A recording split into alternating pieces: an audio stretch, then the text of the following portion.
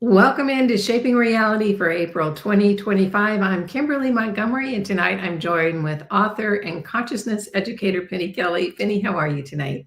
I'm good. I'm very good. Tell us a little bit about what's going on in your world. I know you were at the Ozark Mountains Oh yeah. UFO conference, which I can't believe I missed. Tell Oh us yeah. about that and what else is going on in your life. Um, there's almost too much to report, and some of it would be absolutely irrelevant for the rest of the world, you know. Um, but I did have such a good time at that conference, and I was thrilled that people remembered me from last year. And a few people even said, "Oh, we only came because we heard you were going to be here." And I was like, "Oh," you know. So I was really thrilled. And then the conference went well, and I see in the UFO movement, and that conference kind of brought it right to a head, that we are moving from a focus on where's your material proof to, maybe we should look at consciousness. And that really, for me, is like, okay, it's about time. So if they invite me back next year, I'm going to talk about consciousness much more directly. So that was good. It was a very good conference. And there were younger people there this year, which I loved. Yeah. So, You know, yeah. it's interesting to me, just as someone who's not involved in that community, but I do watch Yeah. primarily social media around, the country. Right. There's almost such a shift, Penny, in people's perception to really accepting, oh, they're out there, oh, they're flying. There's Yeah. much more of, oh yeah, and it's gone from mocking someone who believed in other races, which why wouldn't you? To now just sort of this really mild sort of acceptance. Hmm. It's a weird position because people are no longer having what I perceive as a really strong emotional reaction now. It's more of a, yeah, Uh huh. wonder Kind if of they're matter of fact. Yeah.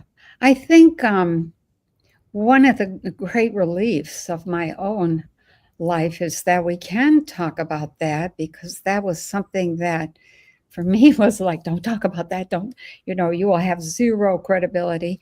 And then Dr. Levengood started to pick at that wall, and then a few other people. And, and then and then I found out somebody else in my family had some very unusual experiences. And I thought, oh, okay, so I'm not the only one, but I was still kind of shy about saying anything. So now I think that that's something that we're going to later say, I'm so glad that they're here.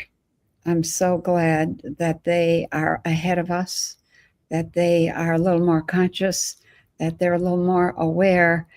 It's kind of like having an older brother or an older sister in the house, and you can kind of, make an ally of them, and do a little better Yeah. than than by yourself. I want to ask you about that, Penny, because I've had some thoughts recently. I follow a few channelers and I've interviewed a lot of channelers and people who've had expanded experiences. Yeah. And a concern that's come up for me just recently is that there are a lot of more advanced civilizations. Fortunate for us, we're growing. We're kind of in that awkward preteen stage where we're still making a mess of everything, but we're realizing maybe I need to learn how to do this. Yeah, exactly. So there's other civilizations that are much more advanced, maybe not spiritually, but at least technology wise, Oh yeah. technologically. Oh wow. Um, I do. I am thought. I'm concerned that not every civilization out there is necessarily with having our best interests in mind. It might be their best interest in mind.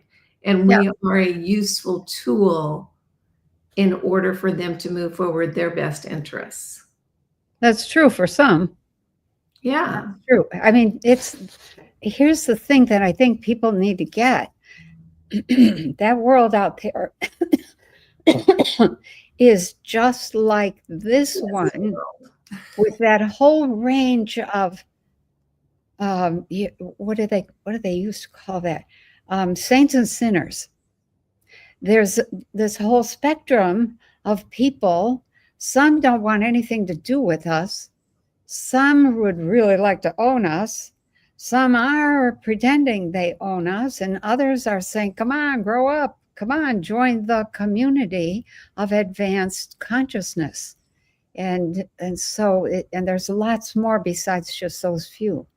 So we have some choices that we have to make.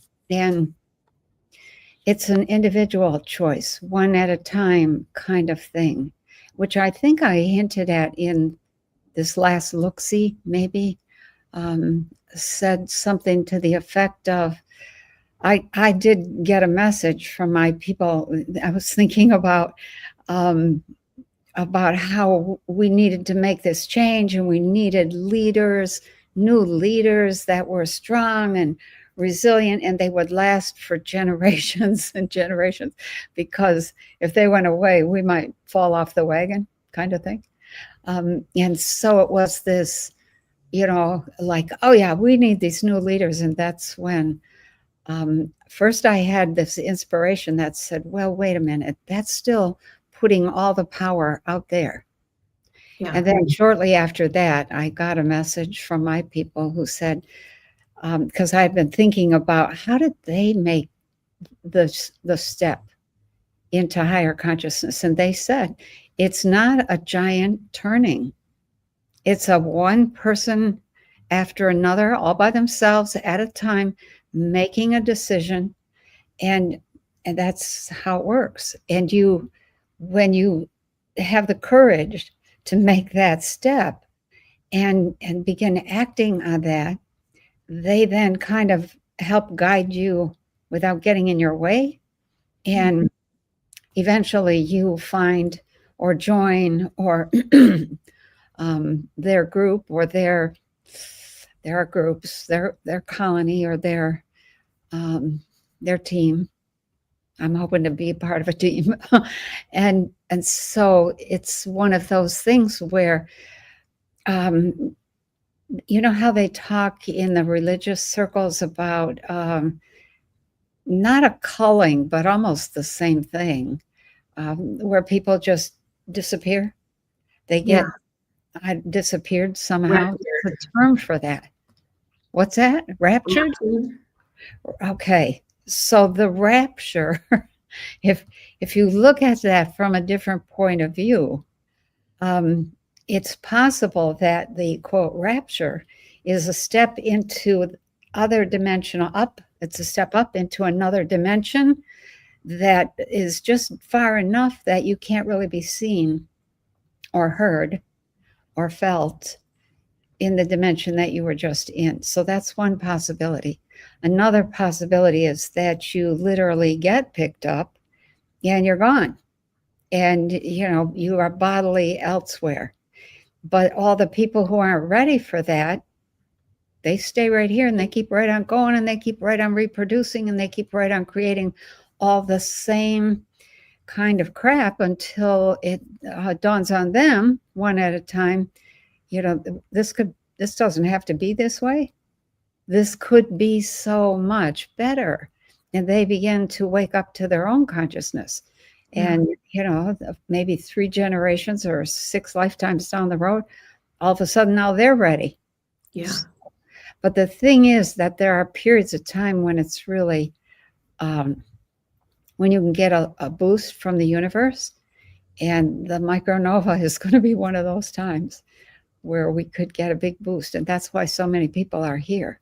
They're hoping to get that boost and to have leadership that says, hold your consciousness and hold your intention and let that energy flow through you and around you and shift you right up, because that energy rewires you. That's a mass Kundalini awakening kind of thing. So when is the micronova? We don't really know. I have seen that, and this is just intuitive, in 2027, toward the end of 2027, we are seeing signs in the sun that it's coming. I don't know if it happens then, or I don't know how fast the sun works, but that's a big deal. And so a couple of times I've thought, well, maybe what we're doing is preparing consciousness to be able to leave here with full consciousness and step right into a whole other world.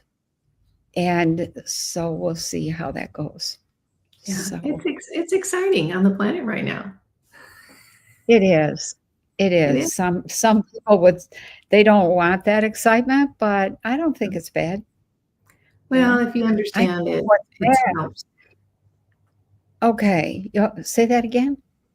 If, in my opinion, if you understand what's going on, it helps to Oh, make it yes. easier. You know, if you Okay. have no clue what's going on, it would seem very scary and very confusing. Right. Yeah. And I think for people that are just waking up, it probably would stay kind of scary and confusing. But there's time. There's time to develop. Oh, whoops. Oh, that was a mistake. Hang on a second. Well, Okay. let's jump into the topics that we talked about for this evening from the Look-See. And for those Okay. watching, we have a wide range. We're going to touch on health.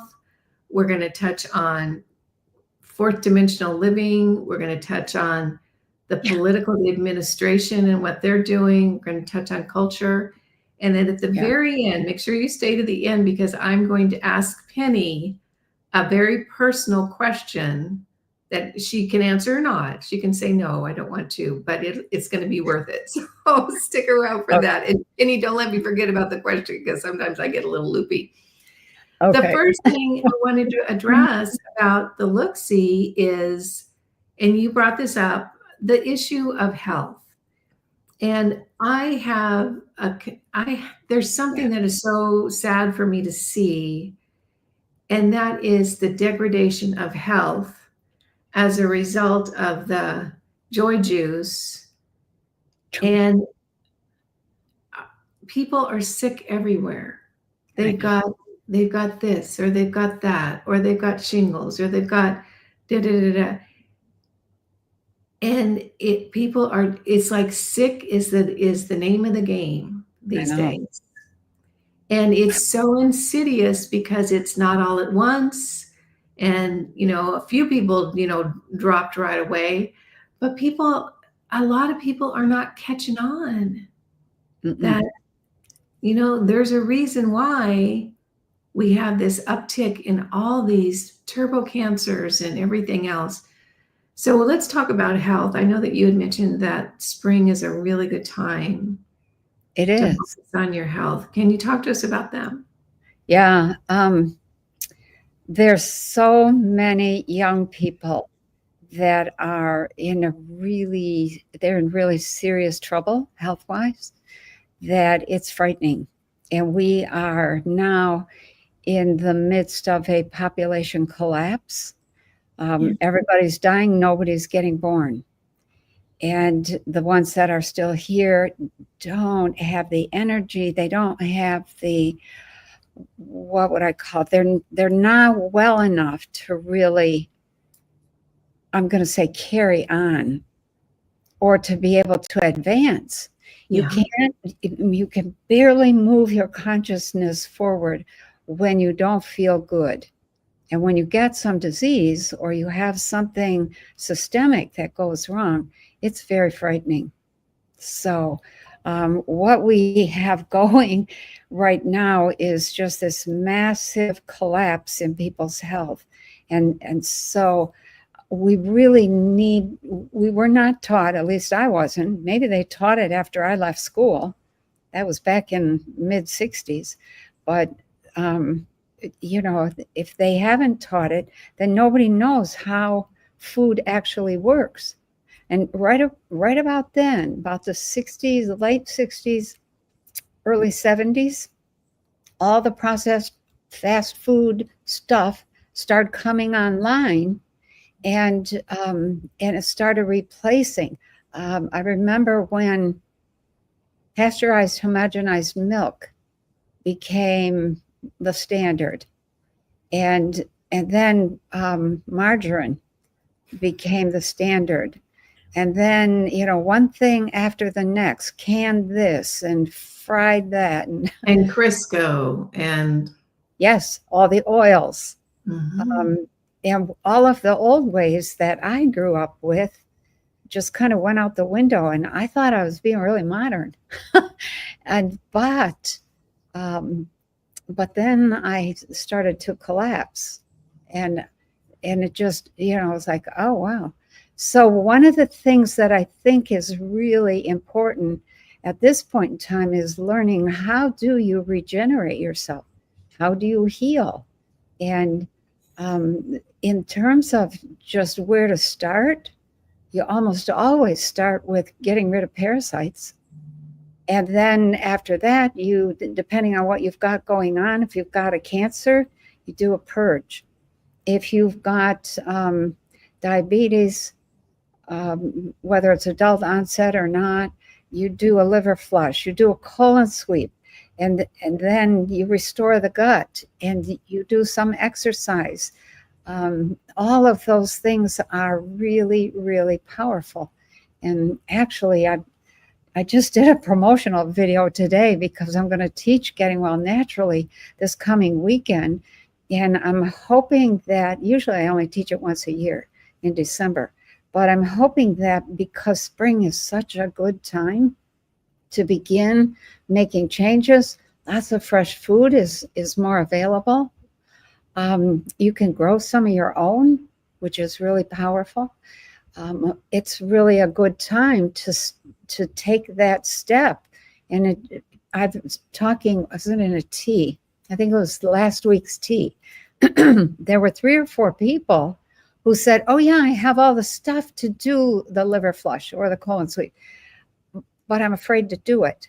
And I'm like, oh, okay, it isn't going to do your kitchen cupboard or your bathroom shelf any good to sit there on the shelf.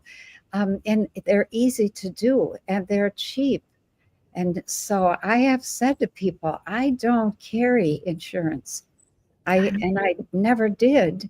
It either came through my husband's work when I was married, but the last 15, 17 years, I haven't carried insurance. I do have, what do you call it, Medicare, because I'm old enough now, and it comes with Social Security.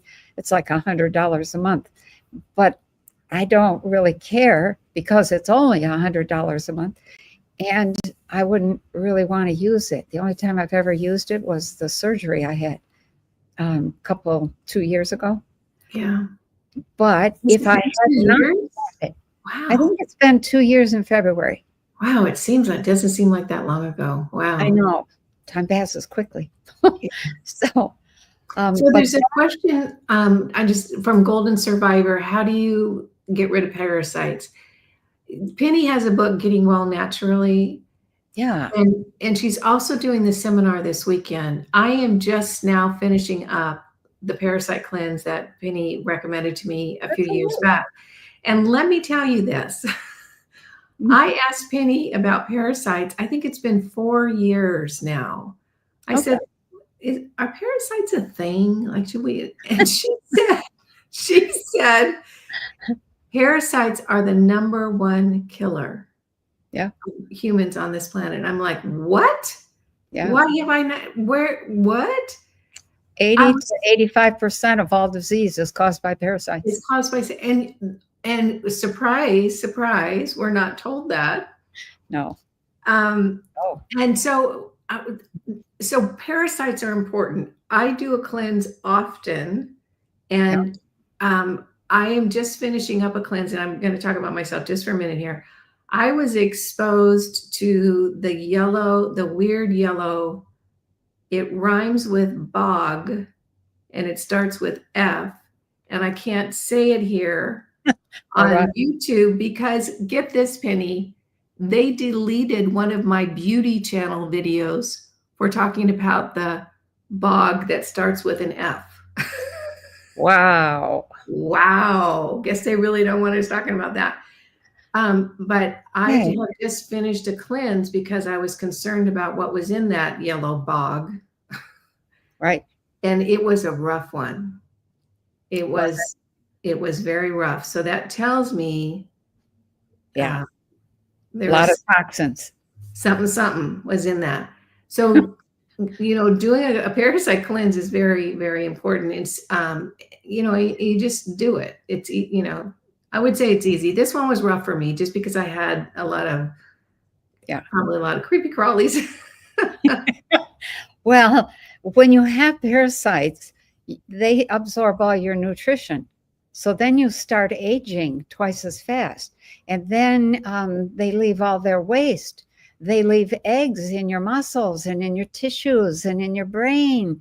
And those egg sacs turn into cysts. And oh my God, it's just a mess. It's a And mess. Yeah. yeah, and people do not understand that when your immune system is trying to keep you healthy, it just burns itself out trying to keep up with a parasite. So that is the first thing that you really have to deal with. And Dr. Gonzalez, when I was learning from him, and Dr. Kelly, they both said you can't get anywhere without parasites. And how many people took ivermectin, which is primarily a parasite medicine, and said, oh my gosh, I'm all better. Why? Because it kills the parasites, which allows the immune system then to take care of what the immune system is good at doing. When the immune system is overwhelmed and parasites are rampant, it's it's a losing battle. I was going to say it's like the fight in Ukraine. They're just going nowhere fast. Just So, another type of parasite over there. yeah, right. So I think parasites are the very first thing. Then you have to be aware of heavy metals. Heavy metals are in everything because every kind of food that you buy, fresh, canned, baked, fried, frozen, doesn't matter what it is, was raised in a field that was sprayed with pesticides, herbicides, and fungicides. Those and three whatever chemicals. and whatever aluminum, barium, strontium, which is falling onto the soil. Okay, but yes, and and when you are trying to spray, we used to have vineyards. I used to have 2 vineyards, and you had to spray them regularly to keep the pests down and the fungus down and the weeds down. Those chemicals are incredibly volatile and they just poof, turn into gases and float away. So, how do you keep those from being overly volatile? You add a whole bunch of heavy metals, and that keeps them from being overly volatile. So, you can at least get it on the field. And then once it's on the field, it does its work, but the heavy metals settle into the soil, and then the plant picks up those metals. So those metals are in everything: lettuce, strawberries, milk, because cows eat the grass. That is often, they don't often spray, but they forage. And that spray, the overspray, ends up in the pasture. It's in everything, potatoes, you name it. So that's peanut butter. If you know how peanut butter was made, you'd probably never eat it again. I love peanut butter, but I don't eat it anymore. It's scary. I love it too, and very little. Once in a while, I'll say, I'm going to have some with peanut butter on it, but not very often. Yeah. So what do you think, Penny, about the connections that some physicians are making between parasites and cancer? There are some physicians saying true. that cancer is actually parasites.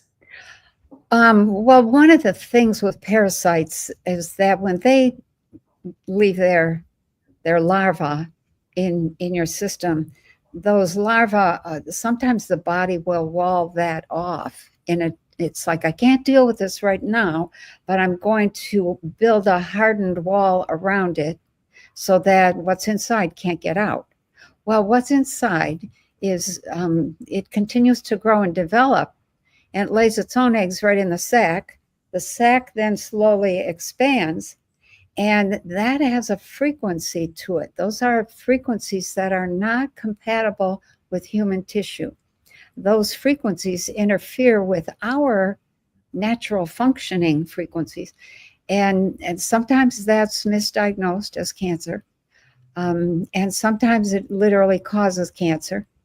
And I'm not sure how good they are at being able to tell the difference, but it's a serious problem. And any time that you have an overgrowth of parasites, and that overgrowth has been in position for more than 2 years, then you are most likely to come down with whatever your genetic weakness is, whether that's diabetes, some form of cancer, some kind of kidney failure or liver failure, or severe arthritis. You can't go without nutrition because the whole body degenerates. And then the immune system becomes very weak and cancers proliferate. Yeah. I recently saw a video that was, those little cameras that they use during a colonoscopy. Oh, yeah. And the camera was showing the tumors or the cysts that they said were cancer. Oh. And they zoomed up, and those cysts were full of parasites. You could see them swimming. That's common. And I thought, oh my gosh, they think that they're filled with cancer. They're filled with parasites. Yeah. Yeah, that's very common. You cannot have parasites, and that's never been something that was talked about when I was young. It wasn't until I got arthritis and went to visit Gonzalez, and then went to medical school for naturopathic medicine, and talked with Dr. Kelly several times, and they talked about parasites, and they said it's a killer. What you said is that if they've been in place for more than 2 years, well, Right. that's probably 99.9% of the population at least in the US. That's Because right. we don't talk about parasites here. No, we don't. We don't. No, it's like a subject that nobody touches. So we don't talk about parasites. We don't talk about low-grade bacterial infections. We don't talk about low-grade viral infections. And those are the things that I see again and again and again when I go looking at somebody to see what's wrong with this body. Why isn't this working well? When you're young, you haven't accumulated as many parasites, and you haven't had as much time for that bacteria to settle in, and the immune system keeps it down but can't take it out all the way without a boost from you. And viruses, the same thing. And there's a whole thing about viruses that people don't really understand, and so we end up with this triple load, and it's a pretty big bump in the road to try to get over when you're trying to heal. And I don't think you can heal if you don't get rid of the parasites. I think you're just it's a steady decline, because they're not going to sit there stagnant. They're going to keep multiplying. Right. My very first parasite experience, I was so embarrassed. It was like, oh my gosh. I was probably 25 or 26.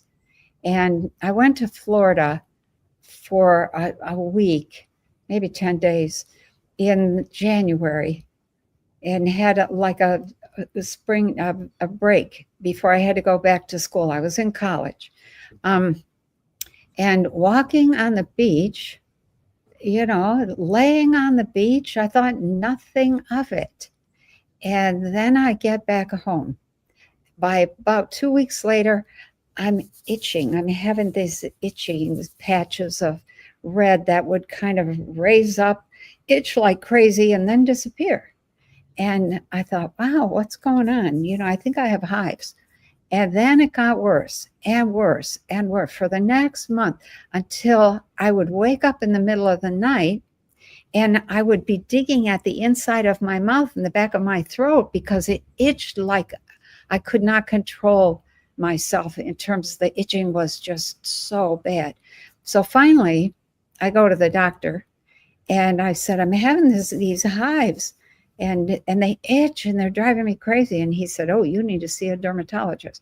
I go to the dermatologist and he says, has there been a change in the color of your hoop? Such a classy term. And I said, yeah, actually there has. And he said, how did it change? I said, I don't know. It's always black, pitch black, looks like tar. He said, bring me a sample. I'm like, oh my God. so I take him a sample and he calls me 2 or 3 days later and says, you have terrible parasites. And I had to go on to a systemic parasite medicine. And it was pretty rough. It caused blindness. And I ended up having to go off of it and then go on a really low dose and keep taking it for a couple of months. And the side effects were terrible, but I eventually got rid of it. And that was my very first experience with it. But in that time that I was dealing with it, I don't know if it was the parasites or the medication that caused the blindness, but that scared the bejabbers out of me. And I was like, oh my gosh. I couldn't go anywhere. I couldn't walk. I couldn't see my children. I was really not happy about that. But I learned a lot and thought, oh, thank God that's over. Later, when I went to see Gonzalez, he said everybody has parasites and they're loaded with them, and usually 4 or 5 kinds. Mm-hmm. And I had another whole load of fresh new parasites by the time I went to see him, years later. So that was like 20 years later. So we're not healthy. We don't know how to be healthy. We need to get healthy. We need to start using food to make certain reactions happen in the body. At the most basic level, food either makes you more alkaline or more acid. And so you need to kind of balance what you're eating there. Those are just some basics. Yeah, it's curious because you hear parasites love sugar. They and do. You also hear cancer loves sugar. Yeah, that's right. So it's like, are we talking about something that's one and the same? A couple of times I have thought, why don't people try to get healthy first before they do the chemo thing? Because a lot of times in the process of doing the detox, the whole problem goes away. Yeah. So, yeah. Yeah. Okay, so there's lots of questions in the chat about how to detox. You can get Penny's book, Getting Well Naturally. It's available on Amazon. I've got a copy, but it's packed up right now. And then she's also doing a seminar this coming weekend. Yeah. Getting Well Naturally. And if you're not dealing with parasites, mm-hmm. Yeah, you're going to have a problem. Yeah, you're wasting your time and your money. Yeah. So, and your life. Time and money are nothing compared to your life. So, yeah. And like Penny said, this spring is a good time to get everything together. So when winter comes, you're strong and your immune system is ready to go, and you can fight off whatever the naughty boys are going to be throwing at us. Yeah. Whatever they're cooking up in their labs. Yeah. Oh my. Nothing that we want, that's for sure. Nothing that we want. All right, let's transition. Let's go into talking a little bit about the current administration in the US, and we'll kind of we'll talk about that in the world or culture around the world, and then we'll kind of wrap up with this spiritual side. Okay. So, my God, where would you like to start in terms of, you know, Well, what's happening I in the want world. to point out something that you said, and this will start the conversation, that Okay. you said in the look-see that I'm not sure everybody caught. They might have, but you said the man playing Putin Oh, is oops. doing blah, blah, blah, blah, blah. And I was like, oh, look at that. She said the quiet part out loud. Yeah. And so that, first of all, it made me laugh. And, just look at a picture of the old Putin and the new Putin. But Penny, I could probably name 15 well-known people that I could throw up one picture and another picture. And Melinda Gates, Bill Gates. Is Trump even really Trump? I mean, is anybody on the world stage, a leading political figure, actually the person that we think? Or is this all just a puppet show? Most of it is a puppet show, but be aware that they're keeping the puppet show going and the audience entertained while the real people are in the background really working to try to make this whole cabal thing come to an end, to get control of the things that we lost control of.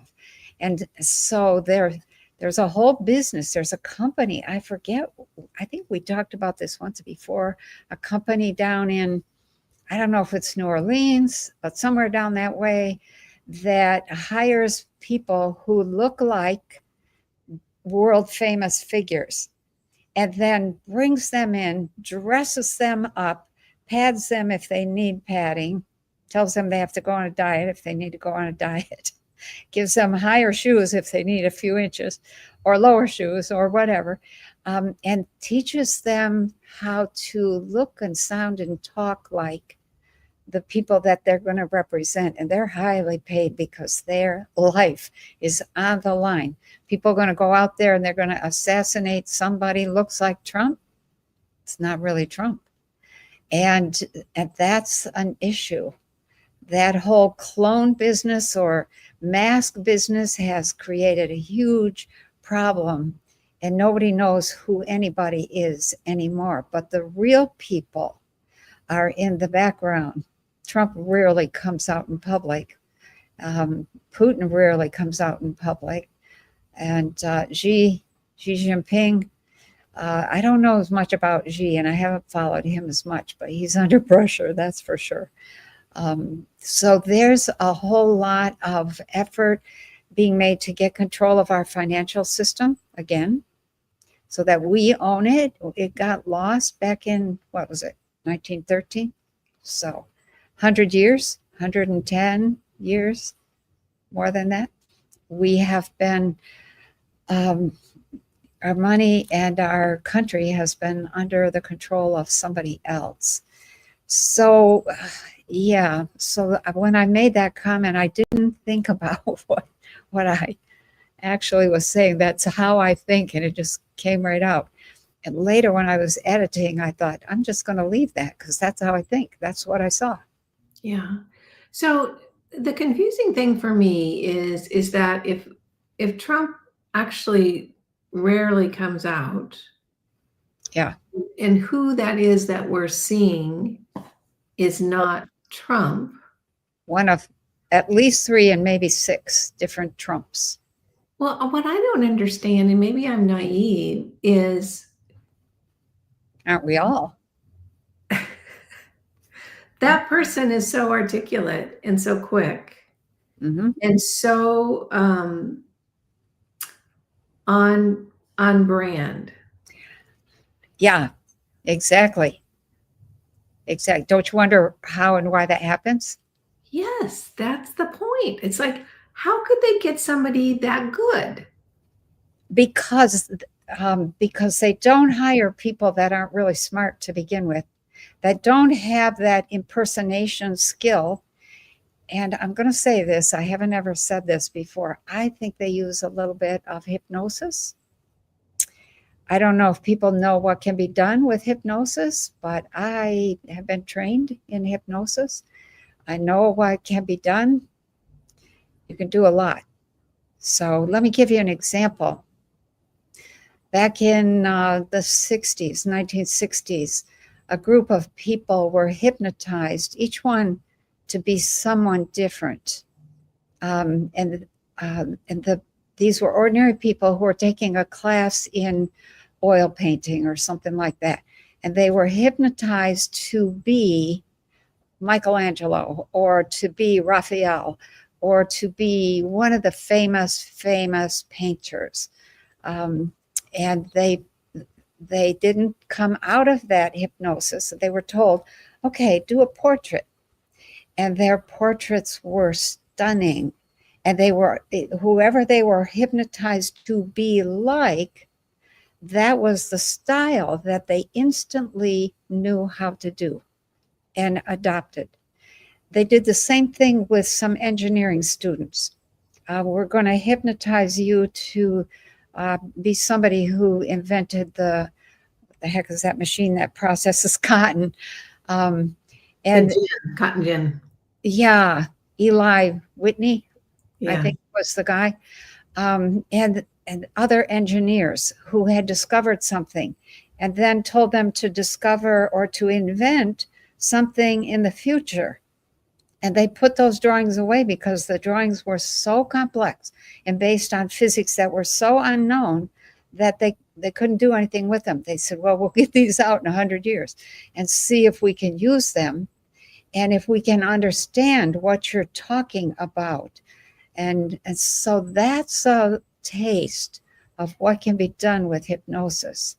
So I have often had the impression that some of those fellows enter into a trance state and they look and sound and act, what did you call it? They're so on point. They are perfect replicas. Yeah, we don't need to clone people. We just need to teach people how to use consciousness. So is it your position that Trump is actually, let's say, in Cheyenne Mountain? I'm not sure where he is. Running a very sophisticated game. I know last month, it's like I was kicking myself, Penny, all month long that I didn't ask this question. What? You said that Trump had been presented with a plan, or a plan was created to how to dismantle the network around the planet that's controlling the planet. That's pretty significant. And I didn't say who wrote the plan. Who is it from off-world? Is it on-world? On-world.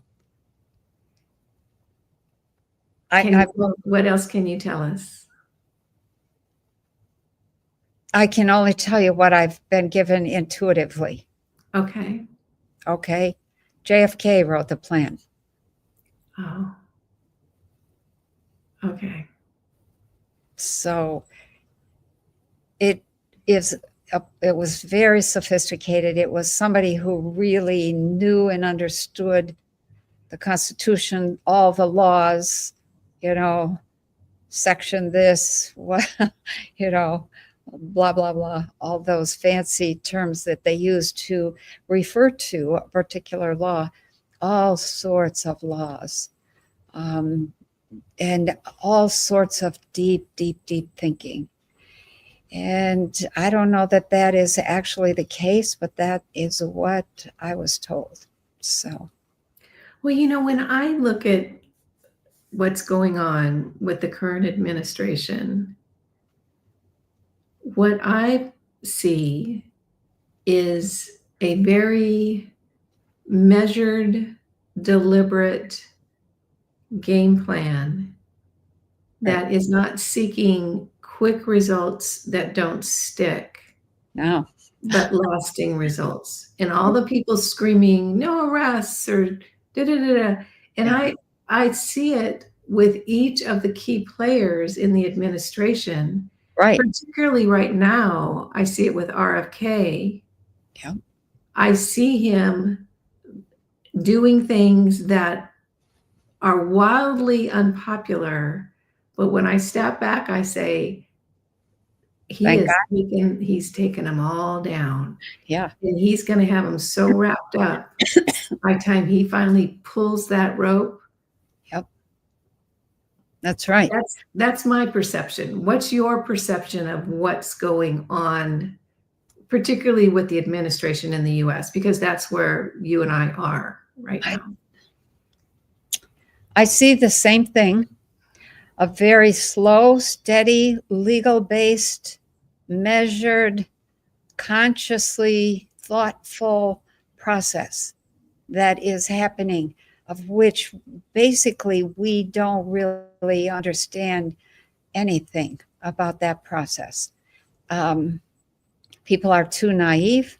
They are too undereducated. They're not uneducated, but they're undereducated. And there's a lot of nice distractions that get in the way of really following who's really talking truth, who's really putting the goods out there, that kind of thing. And I see that there's been almost no deviation from this very careful plan. And so I continue to watch. Sometimes I'm like, I don't think that's a good idea. Later, I come back and think, oh, okay, I see where that was going. I see behind that curtain. And so I just keep watching. I have read all of the Q drops from the very beginning. I have them printed out. I've got them in 4 books. And every so often I will happen to come across those in my library and open one and just read it and go, oh yeah, wow. There are things in there that I think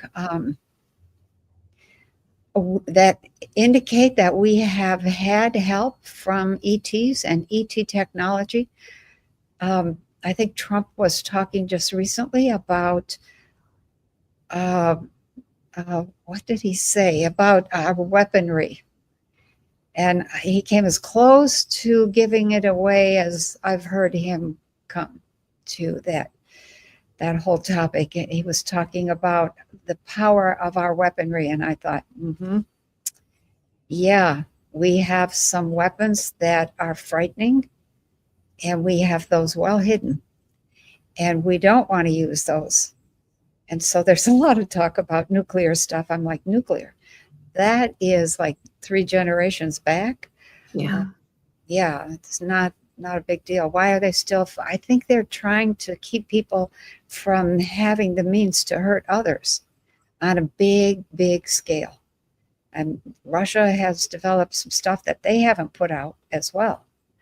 I see that we're going to have the US, the Americas, Russia, and China. And the squabbling right now is Russia may end up controlling Europe, and China may end up with Africa. And so it might not be, quite as neat as what I first saw, like ta-dum, ta-dum, ta-dum, Euro-African and Asian-Australian. So there might be some crisscrossing of those lines. Yeah. We'll see. Yeah. Yeah. One of the things that you had talked last month that you saw kind of a steely strength growing within the population. Right. And I've seen evidence of that, probably because you've shown a light on it for me, and then I started, focusing on it. But people are just done. They're fed up. Yep. They're fed up. I wanted to, I know that one of your daughters is a tax accountant. Yep. It's like, is anybody filing taxes anymore? I don't know. And then here's something that's a particular annoyance to me. With the trillions of dollars that we have paid tax dollars over the last, let's just say the last century. Right. Our country should look like the very best of Dubai. Oh. And I drive down the streets of my town, not in my community. My community's fine, but in my town, and it's tatty, and it's crumbling, and it's depressing looking, and it's old, and the streets are and the street lights are hanging from these weird, cords. And I'm thinking we should be outraged I know. as a nation, given all the taxes that we've been paying all our lives, and we have a nation in that is falling apart. I know. It's so sad. Oh my. It's like, Yeah. where the hell did all that money go? To travel children, to create No. weaponry that we never, or technology that we never get to use? Yeah. All of it? Some of that. A lot of it went into the pockets of the big controlling families. But let's go back to that topic of the hardening. That's a very, very important stage in human development. It's a stage in which you grow up, in which you are willing to see what is, say what is, and respond to what is, instead of living as if you're in this magical, illusionary world in which you can say whatever you want, whenever you want, any way that you want, and respond, with whatever kind of attitude, good, bad, or indifferent, that you have from moment to moment. And that is the worst way to live, because you end up triggering all sorts of unwanted reactions around you. So the hardening is what I call becoming the rock. In the development of human consciousness, you have to get to this point where you harden like a rock inside. Nobody goes there except you, not even your favorite lover or your best child or your best friend. Nobody goes there but you. And that rock, that it's a concept that was just severely distorted, because the Christian church took that concept of developing the rock within, and they made it into something. They said to the guy they called St. Peter, "Thou art Peter, and upon this rock I will build my church." So they took that whole concept and they changed the meaning of that. They interpreted it differently. Peter, the word Peter means rock. So the goal was always, until you solidify that rock, you cannot build a structure of consciousness or a structure of beliefs that you can trust and that will be secure in every storm, every type of persecution. You have to have that rock. And if you don't have it, then you are open to manipulation. You are open to severe stress and disease. You are open to being cheated, to being lied to looking like a fool, to sounding like a fool, to acting like a fool. And so that rock is what I see happening in our population. And I'm like, oh my God, yes, yes. That means that we are becoming critical thinkers that are willing to be real with a capital R. Yeah. What is, not with what we hope or what we think or what we want, and but what is, and responding intelligently to that. So I take that as a very good sign. I do too. I do too. I have to share with you, Penny, it was funny. I saw a video of a gentleman. He looked to be maybe 40. Okay. Good old boy. Oh. And he said, "I've had it. I've had it with this government. I've had it with you stealing my money. I've had it with these stupid laws. I've had it with you controlling every part of my life. I've had it up to here. No more. I'm done." And he goes on and on and on. He says, "And if you come for me, I'm telling you what, I am prepared. So you better be prepared as well." Oh, He wow. was like, and I was like, yes, that's it. That's exactly how I feel. Oh my gosh. I think a lot of people feel that way. And Yeah. I think a day or two ago, I had this moment. I don't know what I was doing, but it was just a moment where all of a sudden I switched from seeing the breakup of the US as something really tragic and sad to having this, oh, thank God, this moment where I realized that that needed to happen in order to prevent the cabal from having control over everything and everybody. And that's the big lesson, I guess, if you will, of the kind of nation state that we have. When you have a big nation state and it's collecting a lot of taxes, you're going to get greedy people trying to get in there who tell you all these lies, whatever you want to hear, and then do what they want when they get in. And then that festers and it gets out of control. So the breakup prevents that from happening or makes that much more difficult. And it was a moment of clarity in which I saw that was part of the answer. It was part of the relief. And I felt bad for Donald Trump because he's trying to save the U.S. for all he's worth. And I know he's just a transition structure, but it's kind of hard to realize that. Well, maybe actually the transition he's doing is really all the undercover work that we need done. So maybe we should not complain, not feel bad for Trump. Maybe, it just has to be To be this. honest with you, I think he's working so hard, but I also think he's having the time of his life. I think he is too. He loves that kind of thing. You talk about important work. Yeah. That's right. important work. It's very important. Yeah. Mm-hmm. And when you get to use everything you've got, everything, that's a monumental challenge. And I've had a few moments of those kind of challenges. They are memorable. They are life-changing.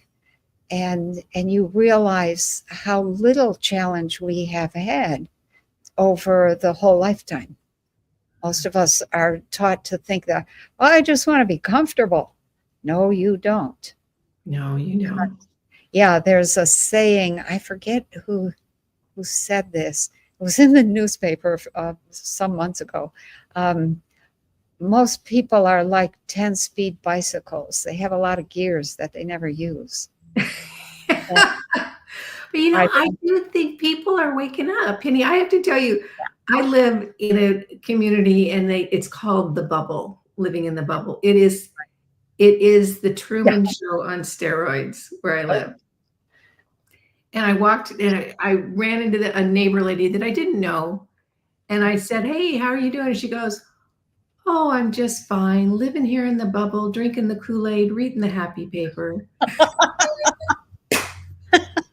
And I just cracked up because people, even when they don't really know the depth of what's going on, they know on some level. They do. They're getting it on some level. And I just cracked up. I know. I would too. That is funny. Oh, my. Yeah. So, drinking the Kool-Aid. Yeah. You had talked in your notes that you sent to me about the perpetual growth that the U.S., it's like more profits, the shares have to go up, growth. Yeah. Talk to us about how that never works. I mean, you mentioned the only thing that needs continual growth is consciousness. That's right. That's right.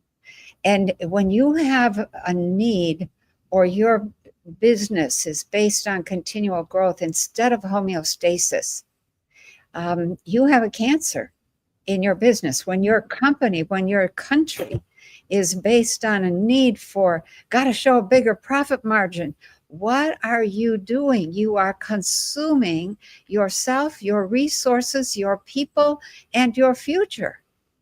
So you can pretend that you have bigger growth and bigger profits, bigger, more powerful, whatever. It doesn't work. It always collapses. So the idea that, and I've said to people when you get into this cycle that, people need more money to live on because everybody raised their prices, and they raise their prices because they need more growth. They want to show more profit. It's really just a stupid kind of inflation. Well, it's making a It's small number of people very rich while we're running faster and faster on the treadmill. That's right. Yeah. And when the whole treadmill stops going, that's a problem. So we have to come to grips with this idea of balance, of homeostasis, of what's really practical, and what about the whole evolution of consciousness? We need the whole system, all life. If I can say it this way, life is a system, and you can come in at the one-dimensional level, the three-dimensional level, the eight-dimensional level, and there's a whole bunch of others. The scientists and the physicists they often say, "Oh, we have 11 dimensions," and I just laugh. It's like, you fools. Okay, they go on for a very, way more than 11. So when you get to the point that you start looking at life as a system, what it looks like is a recycling system in which you come in, you enjoy whatever your reality is, and then you either die or you evolve to the next level. And often moving to that next level looks like death. It's really not. You're just dropping the denser body, which is 1, 2, or 3 dimensional, for a 4D or 5D body, which is not quite as dense. And beyond the 11 dimensions of, I'll call it material stuff, there's a whole bunch of dimensions of consciousness. And that's, we won't go there, but when you realize that it's a system of evolution and we're not evolving, we're all suffering from arrested development. How do we fix that? You have to have different values and make different choices, hold some real clear ethics, and live your life that way, and expand your consciousness. And then you have some very exciting challenges. Otherwise, it's you just what do they call that? What are spinning your wheels? Yeah, you're on the wheel. Okay, wheel. Hamster wheel. That's it. I was trying to. What is the name of that animal? So Penny, is that kind of what, there's some people that say that this is a prison planet and that, you die and they trap you and they say, no, you have to go back and reincarnate again. You need to get out of here. Yeah. Yeah. So who's the they? They saying that are projecting their own choices, and they don't want to take responsibility. There's no prison. It's not you're in your own prison. And that prison is created from your own wants, your desires, your needs, your biases, your refusal to wake up, to listen, to try something different. That's the only reason that you come back here again and again. And until you get past the idea of blaming somebody else for your choices, you're not going anywhere except back around the wheel for another little run.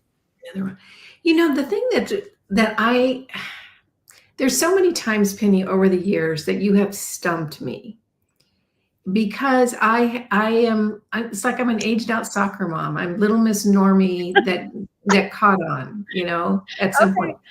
And you've said things to me that I'm just like, what? I don't know. It's like trying to imagine a color you've never seen. So it's like the latest I'm stumped is, we're transitioning, and I can feel it in myself that I was walking down the grocery store aisle the other day and 2 people were talking, and I walked between them and I instantly knew, I felt the energy field between them, and I instantly knew what was going on. And it wasn't like I was trying to, it just happened. So it's like, right. I can feel it in myself because my thought process is shifting and my perceptions of things are shifting. And so it's like, I understand that we're going to a different place. I'm just so confused about how this is going to happen. Like, are some people going to are we going to split or something? It's like walking into a room that someone has sort of described, but I have no idea what to expect. That's a hard question to try to describe. So, first of all, when you start to experience what you experienced in the grocery store, you are moving, you are expanding your consciousness, you're moving up. Okay. When you start to clear and you get really clear, you look around and you say, man, there's a lot of crap happening here. I don't know if I want to be here. And so you start looking to make at least your world a better world. And it's a collective effort that shifts everybody a little bit, especially you. So there are ways that you can move up. So you can die and not come back to this exact frequency range. You go to a higher frequency range where they have people and bodies and technology and life and sunshine and rivers and grass and trees and animals, etc. You can go to a barren planet as well if you just want to focus. Going to a barren planet is a lot like going to Arctic or Antarctica. There's nothing there to distract you, and you end up developing your consciousness. It just is a matter of being there, okay? Because you're reaching for something. We need change in order to know that we exist. I call that our love of drama. So we love drama. So that's one way. Another way is that you can just walk in through a portal. There are portals. They do operate exactly like you might imagine they would. You walk through, you're someplace else. You can go back sometimes, but not always. Okay, depends on the kind of portal, where it's located, how far you went, what it steps into, et cetera, et cetera. You can say, okay, I'm going to create a different world for myself. I'm going to go live in a cave, and I'm just going to meditate and have a quiet life. And when that life is over, you will leave here, but you will have already left here a long time ago. Just your body is still here. Your consciousness typically goes elsewhere. So that's just a small sampling of the different ways that we move to something else. So what typically happens when you get a whole group is that some people in that group start making different choices.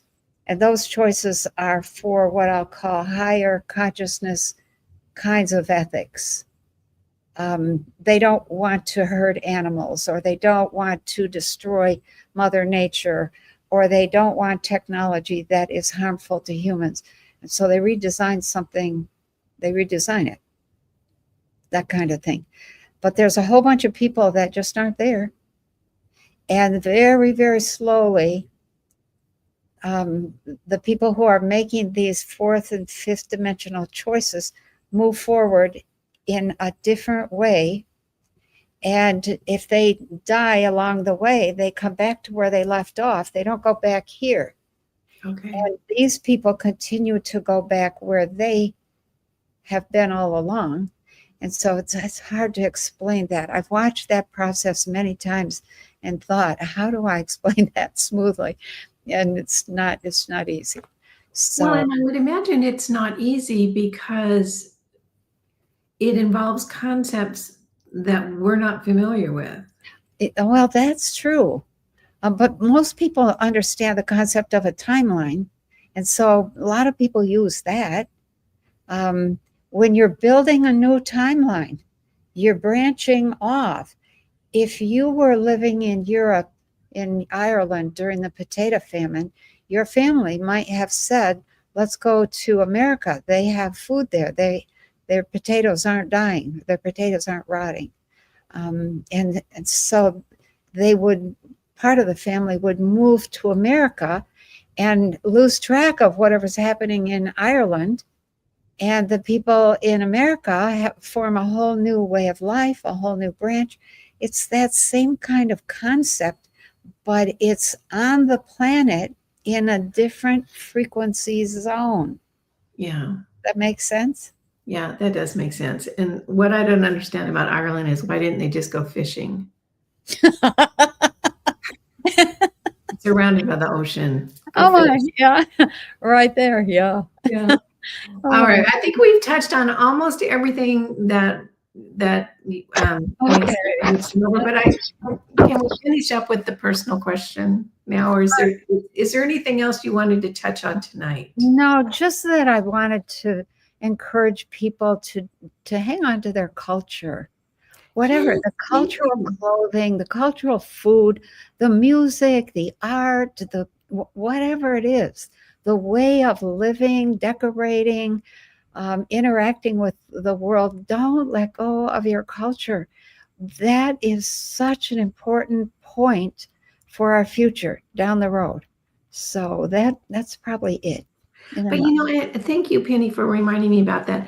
I had a thought that because and I have traveled a little bit, around the world, and one of the most romantic things about this planet I agree. I know is, what you're is the rich and varied cultures. Yep. It's like, oh, you can go to a country and you just step into this whole thing, and the Yep. food and the clothes and the way they live, it's just yummy. It's so rich and wonderful. And then I thought, I don't know that there are other reality systems that have as deep and rich of a culture variance than we do on here on Earth. Yeah, I agree. Yeah, this is such a unique world. And all of those cultures have been deliberately wiped out by the cabal to make us all like all it's like flattening. There's a Homogeneous. yeah. So there's no differentiation, and that's a huge loss. And there's a huge, what I'm going to call metaphysical or spiritual part of each culture.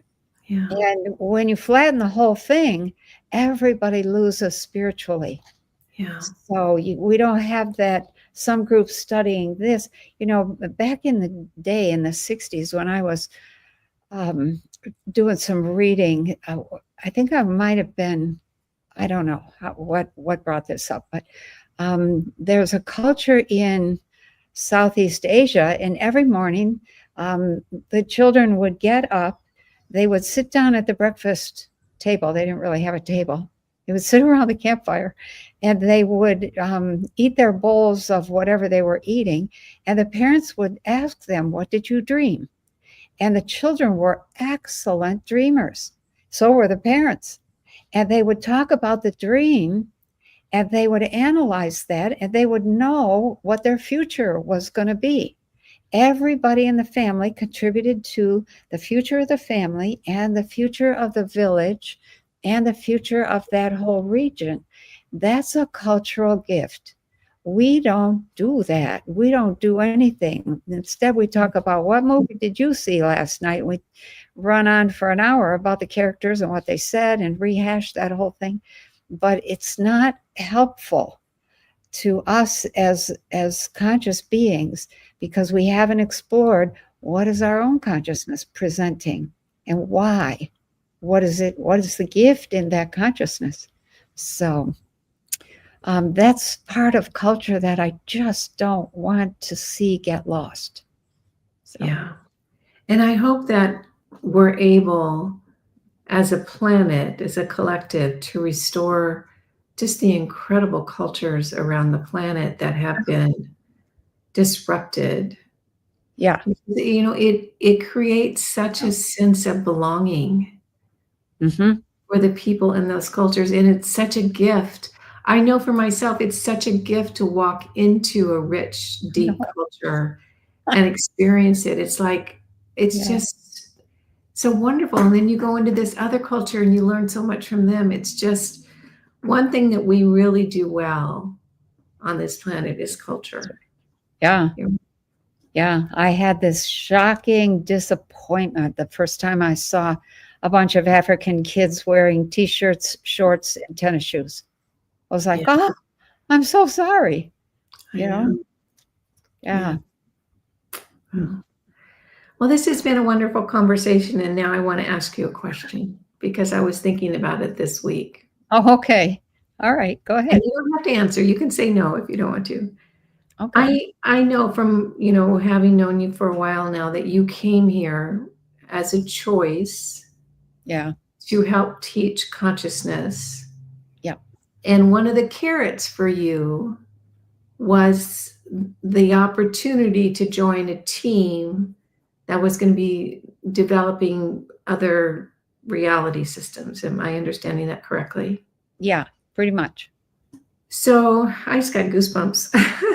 I guess what I want to Okay. know, Penny, is you're decades into it now. What are your thoughts? Are you overall glad you made the decision? Has it been tougher than you thought? What is the big things you've learned? Would you do it again? Okay. So that's a whole bunch of questions. I'm really glad that I did it. It's been way harder than I expected and way more challenging. And I can see why Mak Umrak asked me to consider doing it. It has developed a side of me that is absolutely intentional. And that, in terms of let's see, what else did you ask in there? Um, Repeat the last part of your question because Are you turned glad on. that you did it, and would you do it again? I would do it again. And the reason is because one of the things that I think is most valuable in what I've learned is I tried to quit a couple of times and bawled my eyes out because I just thought it was too hard and it was going to take too long. And I didn't know how to do any of what they were asking me to do. And over time, I turned that around first with a decision. I heard a song by John Denver. The song was about Buckminster Fuller, "What One Man Can Do" was the name of the song. And I heard that song right at the point that I had tried to back out of the whole mission. It's like, I can't do this. This is impossible. These people are impossible. And This on place and on. is crazy. I know. And then I got effectively, not thrown out, but effectively, they just turned their back. Like, look, we're not accepting your resignation. And Makumrak turned off his eyes, which is a particular thing that, he's a master. He's a master of the eyes. And I am his student, and I have been learning to see and to use my eyes as a source of power. So anyway, when I heard that song, after crying for 3 days, I thought, okay, fine, I'll do what I can. So I started with that. And over time, what I've learned is that it doesn't matter whether I win, lose, or draw. It doesn't matter. None of that really matters.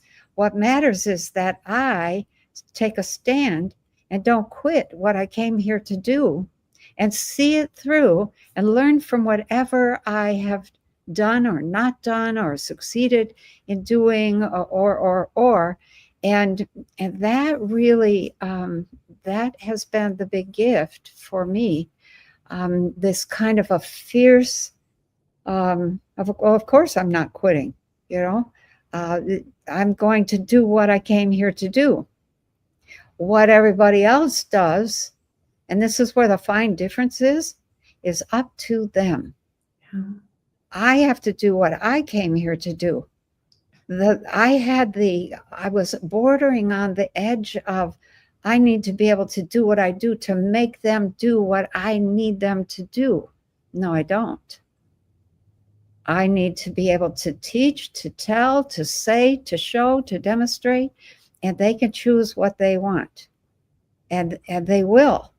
And I'm not in control of them, and I don't need or want control of them, because in the higher realms of consciousness, you only want the people who are willing to step up. You kind of want the cream of the crop, who have developed that same, I'm here, period.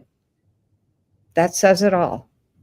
And then they do whatever comes their way, whatever their, whatever task or challenge they take on. And the attitude is, I'm here.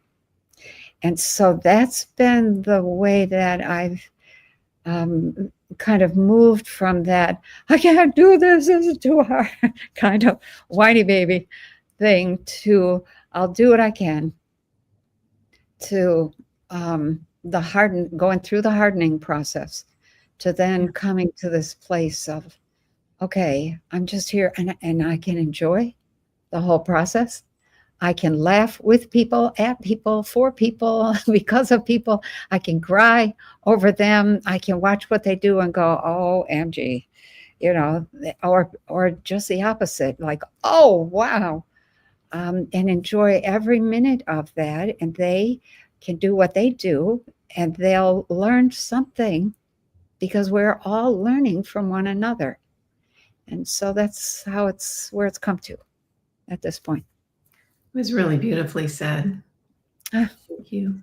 Okay, it's really been the only choice that makes sense from my point of view. It just sounds like you've grown your own rock. Yeah. It's people have said to me, well, don't you feel cold? And I'm like, no, I don't. When you have that rock, it's like you can set that rock on fire in a minute. It's not cold at all. And it frees you to love. And that is, I often say, I love people. I love everything. I'm in love with this place. So where it was kind of a hard transition, it was rough in the beginning. Now it's like, it's a piece of cake. It's a piece of cake. Nobody plays. Nobody has any fun. I do, but often it's all by myself. So I don't care. I mean, it's nice, I can come on and talk with you, and that's kind of like playing. And I enjoy that. And I will mess with people just to get a rise out of them. And then when they react, I'll say, oh, you were paying attention. Son of a gun. Imagine that. Yeah. Imagine that here on Earth. So are we still here on Earth? Are we still a great source of amusement for the rest of the galaxy? Not so, well, there is that, yeah. But we are a great source of what I'm going to call, or a great depository. We're not much the source of anything yet, but we are so close to that move, a big move into consciousness. We need that consciousness. We're going to have a test of that consciousness in about 5 years, maybe not even that long. But that really is everybody out there is cheerleading. Come on, come on, come on, come on. You can do this. You're so close. And it's just a decision. It isn't magic that, that is easy. It's a decision, period. So you step up, you say, I'll do what I can. And then you do what you can. And when you can't, you have to recognize, okay, I can't do that right now, but I'm going to pay attention. I'm going to learn. And if I get a second wind, I'll step in and help. So, yeah. Well, thank you. As we wrap up, is there any final words you want to send people off into the next month with? I think don't step all over your ability to be excited about what's coming. Don't poo-poo it. Yeah, we've had some really hard revelations. But we're coming to a time of really great excitement. We're not quite there yet, but keep that in your back pocket. Okay? Yeah. We're And coming into a good future. and have fun. Have fun. Yeah, play. Yeah. Play. Yeah. Yeah. Right. Penny, thank you so much. I love these conversations and I really appreciate you. Yeah. I really enjoy talking with you. You ask some good stuff. So, Okay. All right, okay. everyone. Thanks for joining us tonight. We will be back next month. I'm sure there'll be something fun and exciting to talk about. Okay. Yeah. Enjoy the month, everybody. It's getting warmer. I think get out in the garden, get outside with bare feet. Okay. Mhm. Discharge some of that electrical energy. You are an electrical being. Yeah. Wonderful. Yeah. All right, everyone. Take care. We'll see you next month. Okay. Bye bye.